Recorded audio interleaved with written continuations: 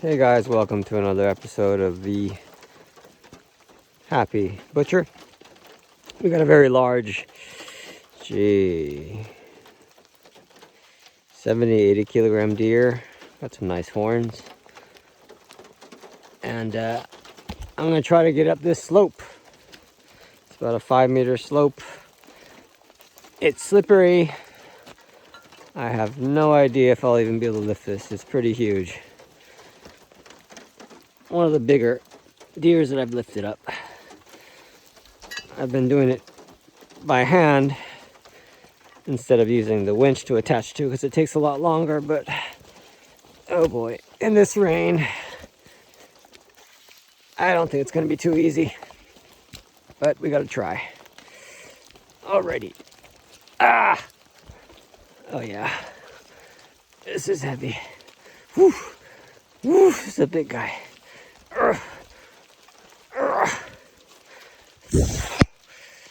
Okay, he's coming.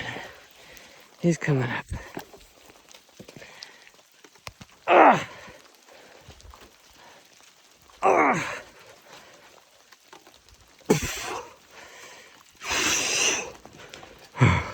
Getting closer. Okay, this is manageable. A lot easier than I thought.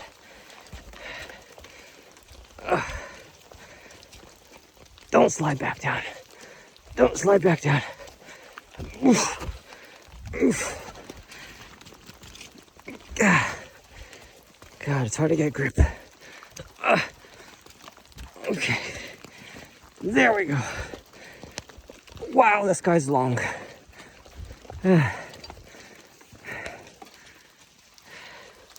He's stuck on something.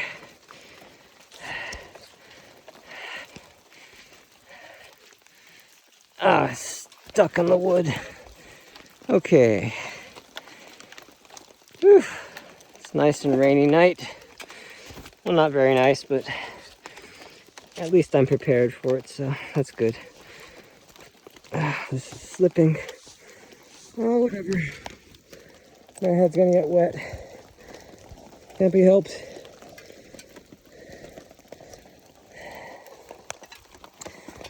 I was thinking a lot about today's topic. At first I thought I'd act like Mr. Rogers while butchering a deer, which I thought would be pretty funny. But yeah, I'm not that creative right now, so I thought I'd get into a more boring topic, which is the meaning of life. And it's ridiculous to think that topic is not topic, but I mean the meaning is definitely not the same for everyone.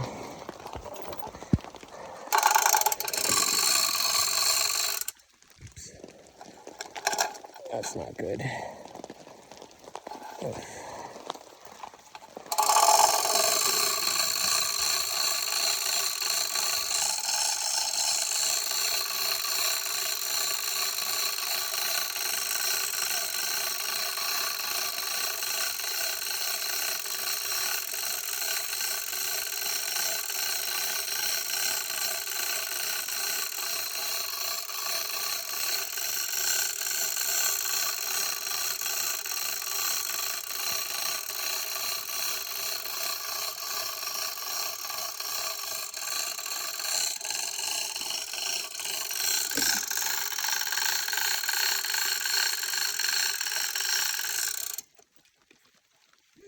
That's a big daddy.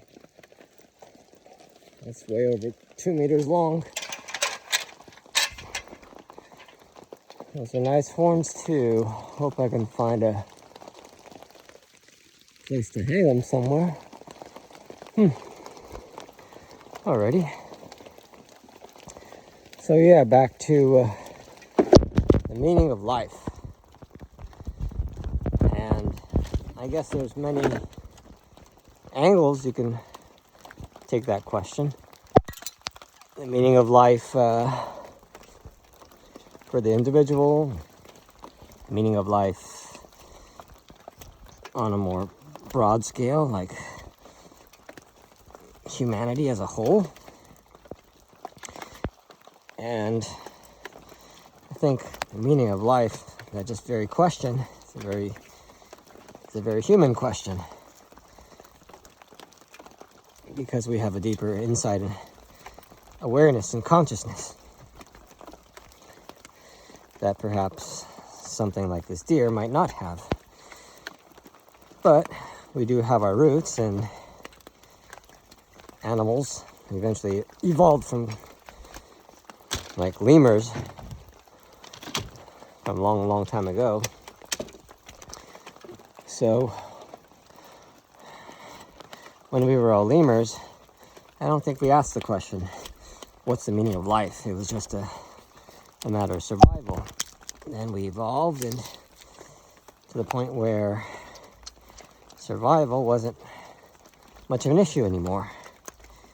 And we could focus on other things, like the stars, and philosophy, and math, and science. And then suddenly we had time to ask questions like, what is the meaning of life? So it's definitely a human-generated kind of question because of our circumstances, because we actually have time to think about it, and we're not worried about our survival. Wow, this is thick. Holy crap. This is a doozy to get through. Whew, it's a lot of meat right on its neck.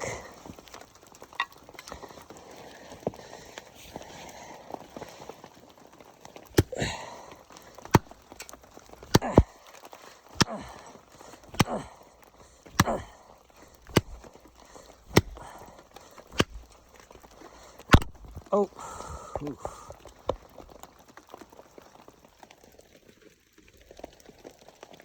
Ooh, I smacked my phone.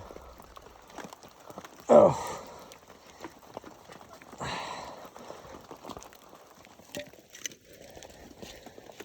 The meaning of life for me right now is cutting this deer. That's pretty much it. And I think it's a reasonable thought, reasonable answer for a very complex question. Oof. Let's see. Okay. That'll do for now until I get some rope.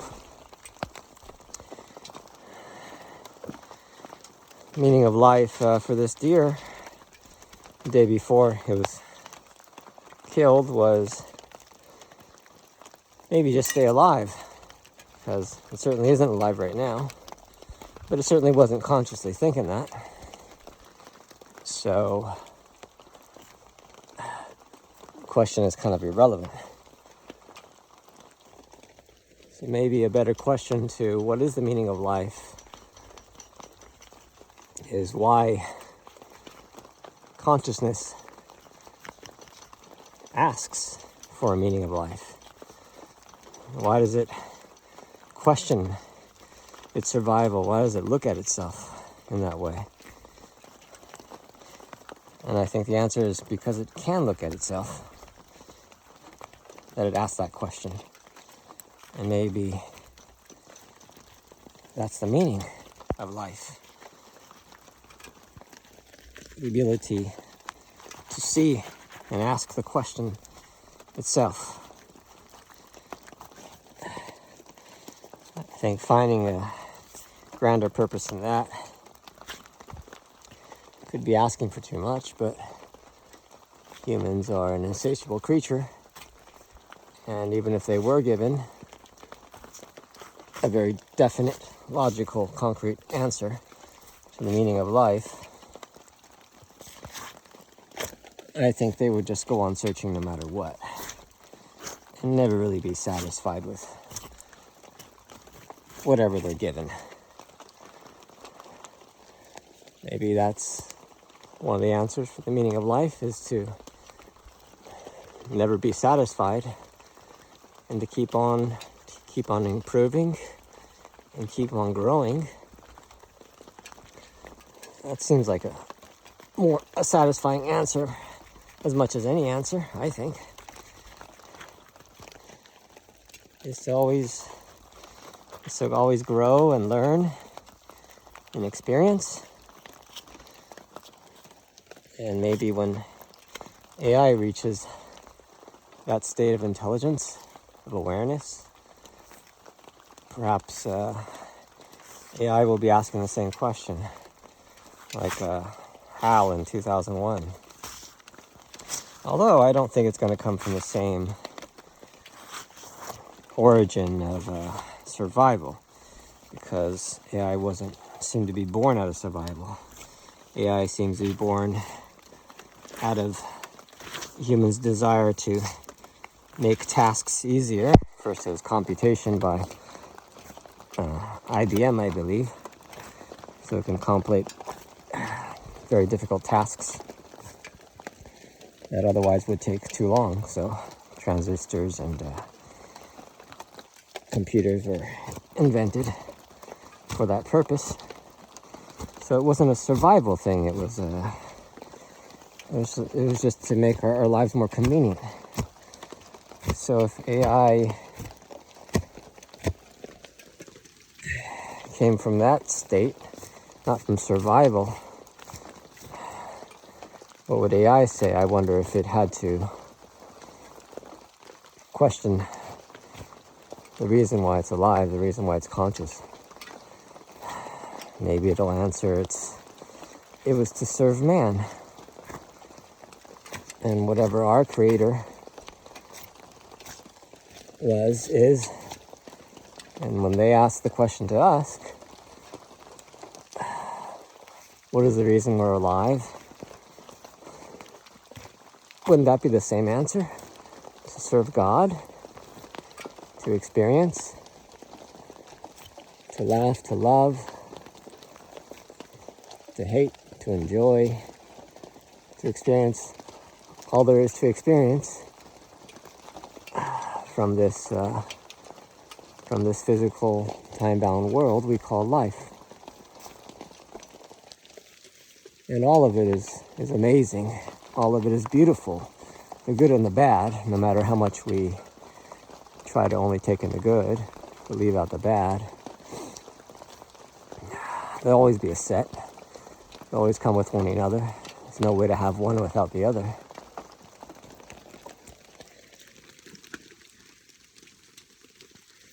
And maybe that's another meaning of life answer, is just to accept life and everything in a totality of how it is.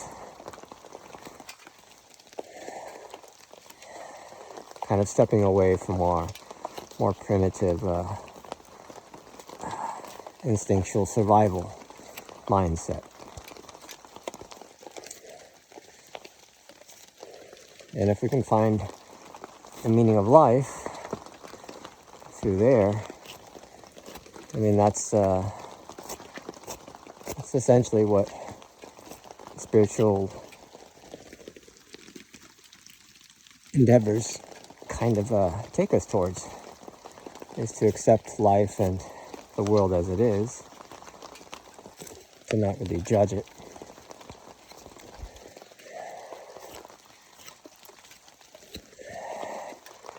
And to experience and enjoy whatever comes our way. To create, laugh and love, feel pain, warmth, dry, wet. When I was living in LA, we didn't have seasons. I mean, sometimes you'd go down a block and see some trees that leaves fell in the winter, but generally everything was evergreen, so you didn't really notice. When I came to Japan, where there were 4 seasons, I definitely had an appreciation for the seasons. Everything felt more alive, especially being in the country where you see the seasonal crops like the rice and the wheat and the green, and you had lots of seasonal vegetables. I mean, we had that too in LA, but things weren't quite as polarized as in Japan, where, you know, you got the super hot, the super cold, the super humid. Every season also seems to bring its own disaster. Summer season, you have heat waves, you have mass heat strokes. Winter season, you have pipes bursting, at least in this area where it doesn't get too cold. Extreme weather conditions, typhoons, earthquakes. It's just a super disaster prone, really super polarized area in the world. And Japan experiences a lot of that, you know. And I think through experiencing that, you certainly feel a certain aliveness, maybe, that you would not feel in other places where there wasn't that. And that feeling of being alive, to me, definitely adds on to the feeling of the meaning of life. I think when you have kids, you experience things on a much deeper level, I think. Good things, bad things, happy things, sad things happen. And you seem to feel it a lot more when you have, you know, your offspring is on the line. And my son, he had a strange lymphatic disease that affected about 1 in 200,000 people. And it caused a pretty large growth on his belly, side of his chest. It's called a KTS syndrome, where you have kind of deformed lymph nodes. And there's just this huge, like, mass that formed on the side of his chest. A lot of people get it on their necks, especially girls, and that's way worse than having it on your chest, where it's not connected. You know, the chest's not connected to any serious arteries. If it's on your neck, you can't operate, but it was on my son's chest, so they're just kind of waiting for him to get old enough to be able to operate on it. But during that time while we're waiting, he was about 3 years old, he had a bacterial infection in that huge lymphatic node that was forming, and it caused him to go into septic shock. And he was basically near death. And that was like really super scary stuff. I remember going to the doctor, and the doctor telling us on that day he might not make it through the night. Like, he might be dead by the morning. It was a kind of an inexperienced doctor, and he didn't really realize the effect it had on us. For him, you know, death was an everyday thing, and I guess he thought we should be able to, or we should experience it or understand, you know, firsthand in a very realistic way in order to maybe deal with it better in our own minds. I'm sure he probably saw people who he comforted and said it would be okay when it wasn't, and then they died. And I could understand how experiencing something like that, you don't want to tell people anymore that everything will be okay. So he kind of told us straight that my son could die anytime. And, you know, it just sent me and my wife in just complete shock. And, yeah, it was just horrifying. And had some serious PTSD after that. You know, you just, everything reminds you of them. You just start randomly crying here and there. And you're kind of like beyond yourself, like you're outside of yourself. The pain is so big and so enormous. You can't handle it, so you kind of step outside yourself. I never had experienced anything like that since I was on like LSD, where I really physically stepped outside of, or dove deeper into myself, like I was watching myself through a TV screen. But that's what I was experiencing when I was going through my son's near death. And I was lucky it was just a near death. Anyways, the doctors immediately removed the large infected lymph thing, and he had this huge, gap on the side of his chest. They had to grow artificial skin from his head and kind of paste it on the side of his body to heal up. So he had this huge wound, and he was only like 3 years old, so it was dangerous. The wound could have got infected, and he could have gotten a shock again. And they used so much antibiotics on him that they were having trouble trying to find which antibiotics would still be effective on him. So that was scary, because if suddenly the antibiotics weren't working for him, he's gone, So, we went through some heavy shit, if any of you have experienced a child dying, it's horrible. It's really horrible, especially if they're small.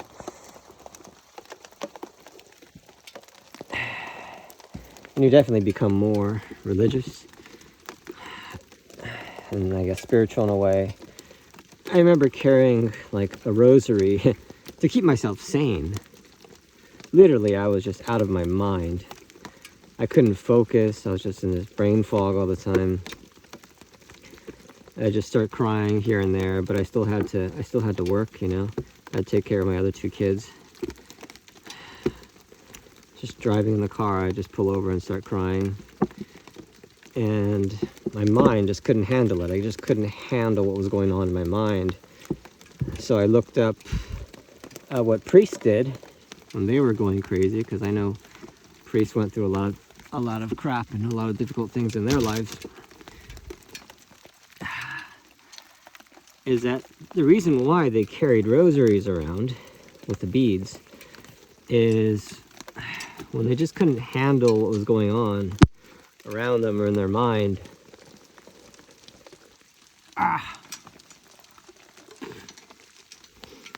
They would count the rosary beads, and the effect of counting it distracted their minds from, thinking about whatever was bothering them. So they would just constantly count their beads and fumble with their beads and hold their beads. And for me, that was a pretty big lifesaver. Those long rosaries were a little bit too big. It was hard to count and keep track of it. So I made kind of shorter rosaries with like 20 beads or so. And I had to count to about 20. And I had one indicator bead that would tell me when I finished counting to 20. Or 10. Sets of 10 divided by a bigger bead, and the bigger bead would indicate to me to start counting again to 10. And the act of counting and feeling the beads temporarily took my mind away from anything that reminded me of my son, which pretty much everything reminded me of my son. I watched a kid TV show reminding me of my son. I saw other kids his age reminding me of my son. I saw toys, I saw whatever, just everything reminded me of my son. And everything I saw that reminded me of my son,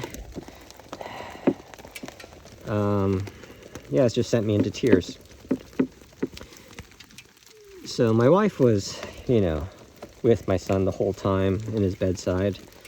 So she was always with him, And I'm sure that was just really not easy. I know it was not easy. Because every time she came out of the hospital, she was like, seemed to be enlightened and like had a better appreciation for life. I think before that experience, she was always kind of, unsatisfied about things, and things got to be better and stuff like that. But after that experience, yeah, me and my wife, we definitely had a better appreciation of things. Just the fact to be alive is just amazing. Not to mention my son's roommates. One was a serious Down syndrome roommate, and another had a serious, endless diarrhea problem. They just couldn't stop going diarrhea. There's just something wrong with their body. And both of them have died. So it just makes me feel that my son's just so incredibly lucky to have gone and survived his situation when his roomies and the mother friends that my wife made in the hospital, well, their kids are dead. So I wouldn't want anyone to have experienced that, but going through that experience definitely helped me and my wife grow and appreciate things much, much better. I mean, it sounds like, a drug addict speaking in front of a bunch of kids saying, yeah, don't try drugs, and I went through these difficult times, but I was able to recover and get better. But it was such a terrible experience that I don't want you to go through. When I hear people like that, I'm like, fuck you guys, because to me, it sounds like you're fucking like bragging. Oh, this reminds me, a customer asked me to take out the spleen and the gallbladder. That was weird. This is a kidney, I think. I don't know. Is that a gallbladder? There's only one. This could be the gallbladder, but I heard the gallbladder was kind of attached to the stomach. I think this is a kidney because there's two. This is not the gallbladder. So yeah, back to the drug addict or whatever who lectures the kids and tells them not to make the same mistakes they did. Well, god damn it, those mistakes help those people grow as individuals. So to me, having people like that make those speeches in front of the kids is saying, yeah, fuck up your life, make lots of mistakes, so you can grow as an individual just like I did. Even though that's the complete opposite effect of what the organizers of the event, I'm sure, probably wanted. This is a spleen. My customer wants this for their dogs because I guess it's like super healthy. This is the worst tasting meat you'll ever try. But maybe it's healthy for pets. I don't know. It's a rather large organ. You definitely learn humility and patience and going through a situation like that, and appreciation. And I don't like to say it, but if I didn't go through that situation, that hardship, I definitely would not be the same, I guess, more grown and appreciative person that I am today. So that kind of hell helped me grow and was good. So difficult is not exactly bad, I think. It's the only thing that helps us grow. So I'm wanting to get better. Oof. Okay.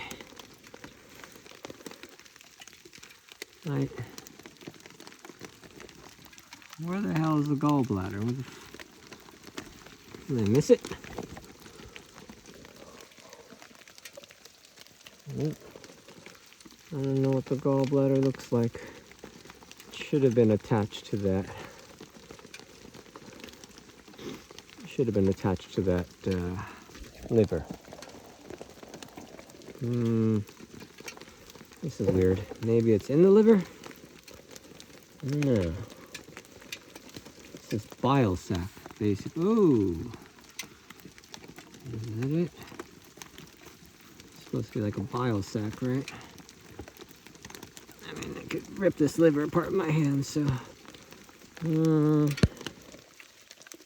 I don't see any bile sac. What the hell? No idea.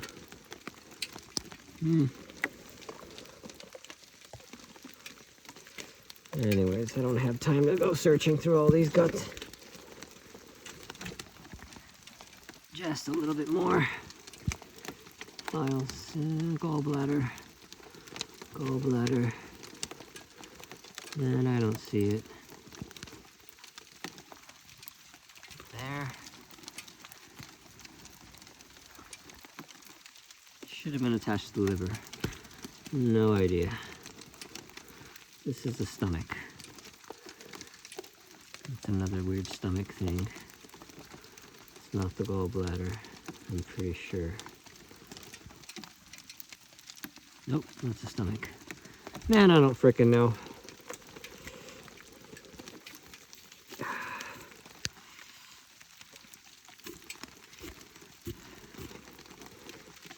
We all want to make our lives easier. If our lives were too easy, we just wouldn't grow, you know?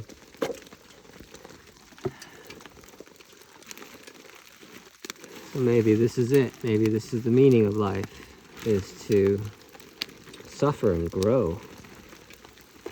Because to me, that seems like the only way to grow is just to have some difficult times and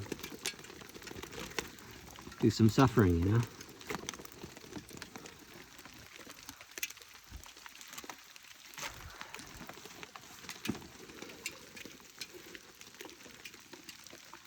So if you really want to grow, wouldn't be making our lives more difficult? Be easier than... I mean, it's not hard to make our lives difficult. I think it is harder to make our lives better. But do we always have to be in that state of survival all the time, you know? Does it always have to be that way? I see a lot of retired people at our cafe. I'm just waiting to die, you know? And I think that's kind of a sad way to live and be. No one wants to be like that. Just waiting to die, feeling you have no purpose. As long as you can move and walk around, I think, and talk, there's things you could do to contribute and give your life some meaning and purpose. It doesn't always have to be a 9-to-5 job that'll give you that kind of thing.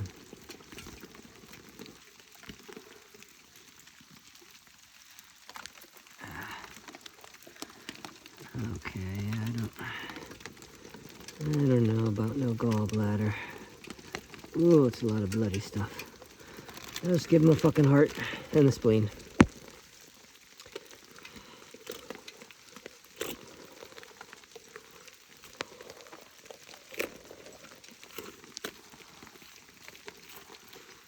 Really didn't want to come out here in the middle of the night, in the middle of the rain, to cut this meat. It's hard climbing up that slope. It's hard doing everything. But it is kind of rewarding to do something you don't want to do. Challenge yourself, push yourself. Some people avoid it at all costs, but I tend to kind of face into it and enjoy it. I kind of look forward to difficult and hard and challenging things. I'm sure a lot of other people do as well. And I guess the only reason why I do that is I think you grow, you know? And to me, that's a big part of the meaning of life. is to always be challenging, to always be learning, to always be growing yourself to become better. And you don't always become that way by taking the easy route. Usually you become that way by doing the things you don't like, making sacrifices, cutting up deer in the middle of the rain,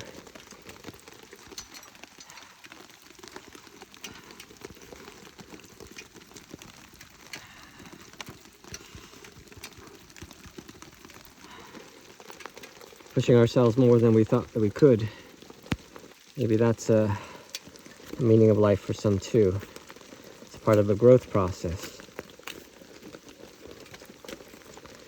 Challenge ourselves to do things we don't exactly like,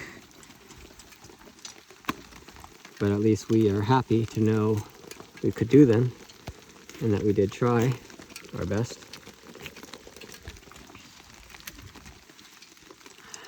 Particularly for men, I think. It's not about being macho, but it's just about, proving to yourself more than others that you can still surprise yourself, you can still do things that maybe some other people can't. And that's a huge source of pride. Not just men, but women as well. But particularly men, I think, seem to seek that out. Generally more than women. And that's what drives humanity. That's what drives civilization. That's what drives the world. And if there wasn't people like that, well, it just wouldn't be the same, would it? So my hat's off to all those people who push themselves to that extra edge, challenging themselves, trying new things more than they ever thought they could, and taking it as far as they could, just for the sake of taking it as far as they could. Testing the boundaries, It's a huge thing. Testing the boundaries of mind and imagination. That would definitely be on my rank of meaning of life. And there's just so many things,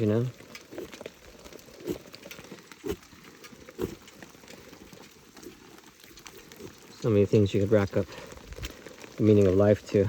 But right off the top of my head, I think those are definitely way up there. Oh, there's so much meat on this neck. I gotta take some more. Ah, so bony.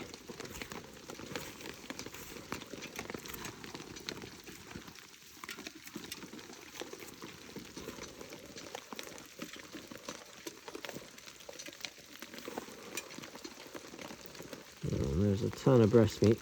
And this guy is huge. There's so much meat everywhere. Everywhere you cut, handfuls of meat. Don't want to waste it.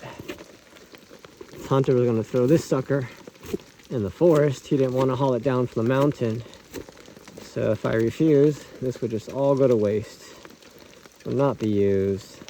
Just go to the animals. I just didn't want that to happen. You got to make use of what you have and your resources. I mean, this is like, for my carnivore diet, this is like a month's worth of meat or more. So if I were to buy this, it costs hundreds of bucks. But by being out here, it's free. So that's awesome. Fuck it.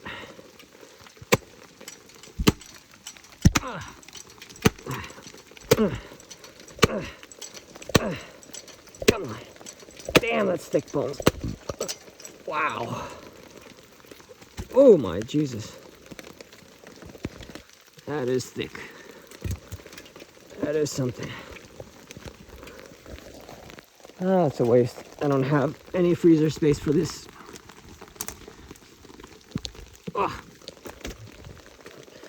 Whew. Like a horror movie over there. Oh, this rain ain't letting up. Whew. Now we're getting to the bulk of the meat. Final round.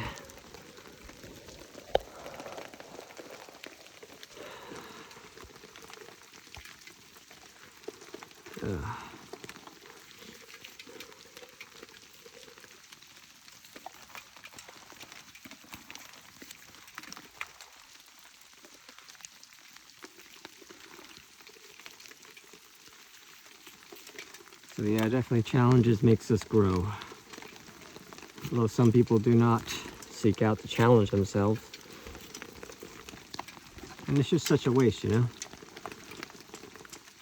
I mean, for me, any material possession is just meaningless in the eye of an amazing experience. Possessions come and go, but experiences and consciousness stay with you until you're no longer. And that is really meaningful. That's the stuff that we should experience. And I think that is another meaning of life.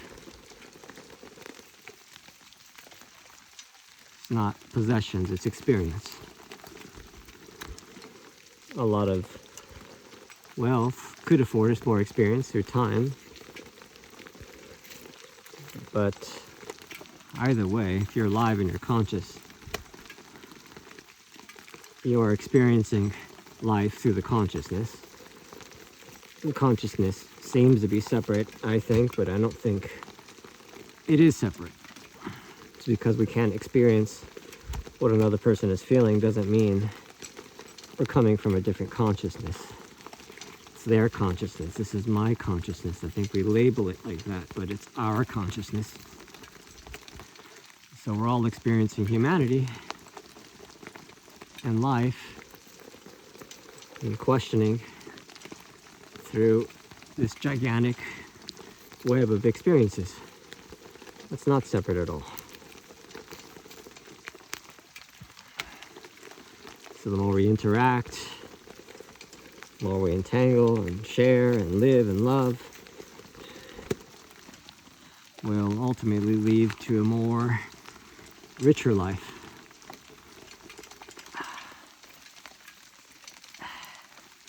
This isn't cutting, god dang it.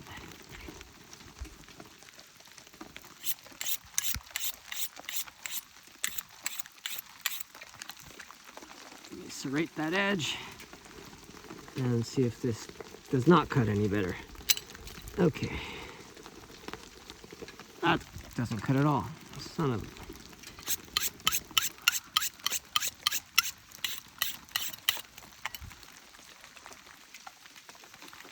There we go.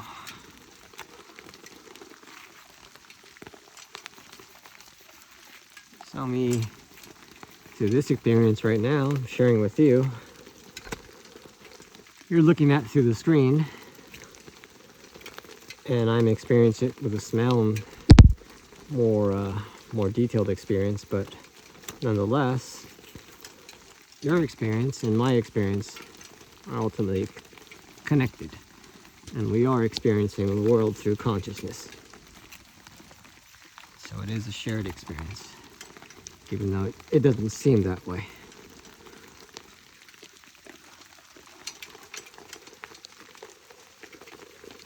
I guess the illusion of being a separate person in this experience makes it seem more special and personal. Maybe that's why we're experiencing it that way, so it just seems more sacred and special because it's individual. If it was like experiencing a whole and we knew it, maybe it just wouldn't be so special. It wouldn't seem so special. Maybe that's part of the program of the Matrix, to create a individual experience seemingly separate from others, because you can't experience it on the same level by not actually feeling the same sensations and feelings. So that kind of makes sense.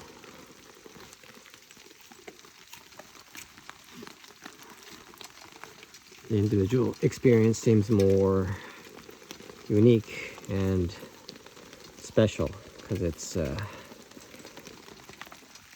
not public, I guess, you know. Like being on social media.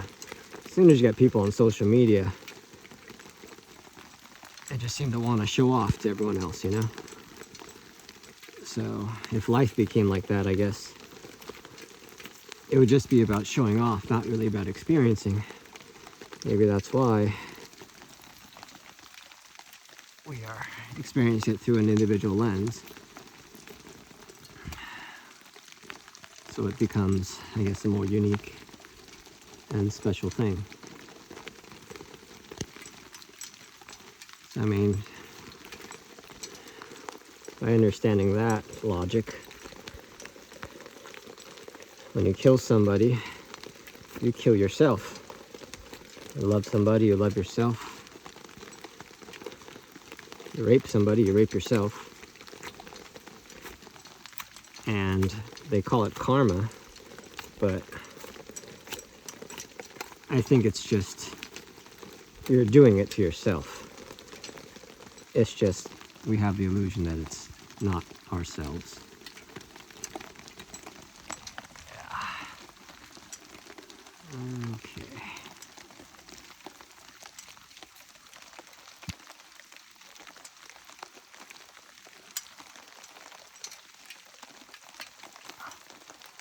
I got enough meat.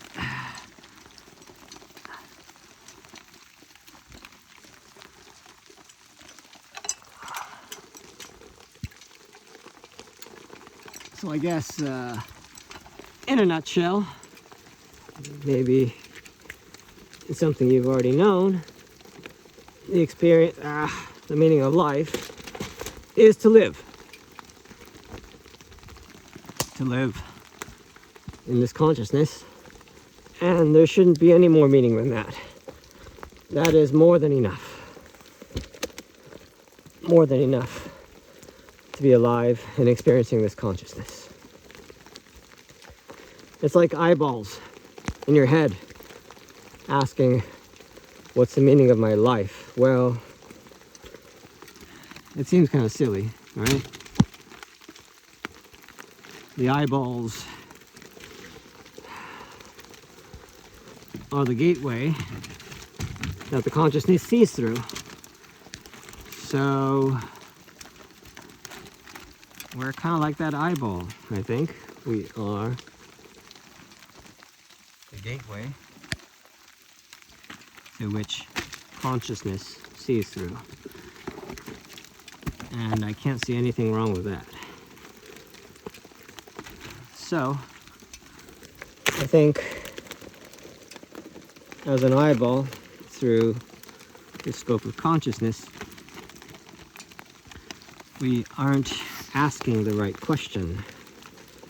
Not what is the meaning of life, but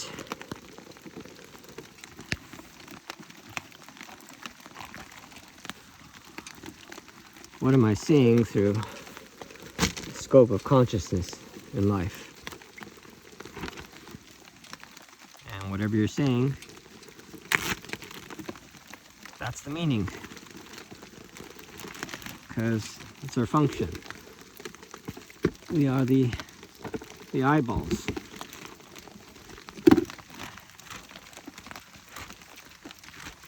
That is the consciousness flowing through us, viewing and experiencing life. So we are the meaning. We are the purpose of life.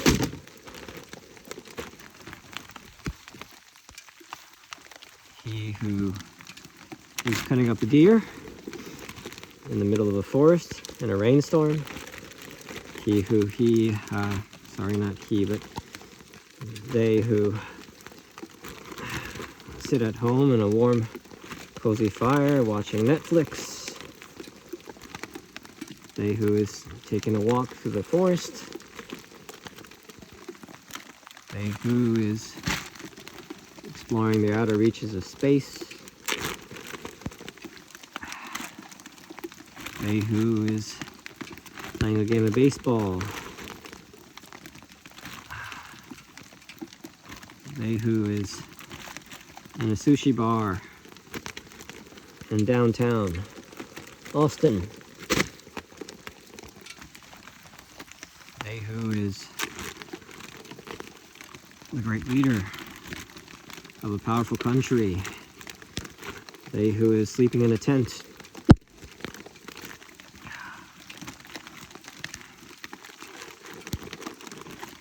Outside of a homeless shelter. In a very broken country. Those are all the hallmarks, all the eyes of consciousness, all the eyes of which consciousness views through.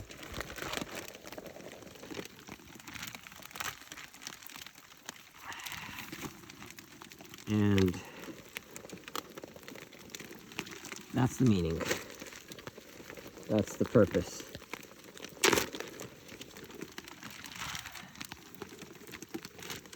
To realize perhaps we aren't the individual we thought we were, but we're just part of the greater body of consciousness itself.